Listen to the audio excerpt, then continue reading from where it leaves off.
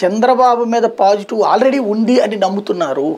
చంద్రబాబు మీద already positive ఉండుంటే గనక 2014లో 19లో ఓడిపోడు, 14లో తక్కువ రావు, తర్వాత స్థానిక సంస్థల ఎన్నికల్లో అంత దారుణంగా పోరు. చంద్రబాబు మీద పాజిటివ్ పెద్దగా లేదు, జగన్ మీద వ్యతిరేకతతో బాబుకి పాజిటివ్ వస్తుంది అనుకున్నారు. అది భ్రమ.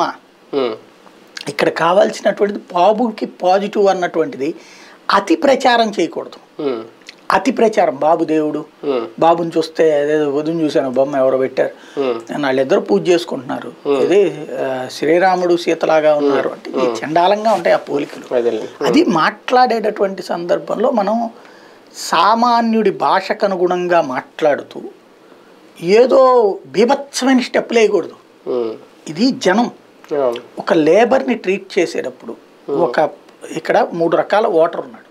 మాస్ ఓటర్ వేరు, క్లాస్ ఓటర్ వేరు, తర్వాత ఈ మధ్యతరగతి ఓటర్ వేరు. ఎవరిని ఎలా కన్విన్స్ చేయాలన్నటువంటిది కన్స్ట్రక్టివ్ వర్డింగ్ ఉండాలి. వీళ్ళ దగ్గర ఇదివరకు ఉండేది అది.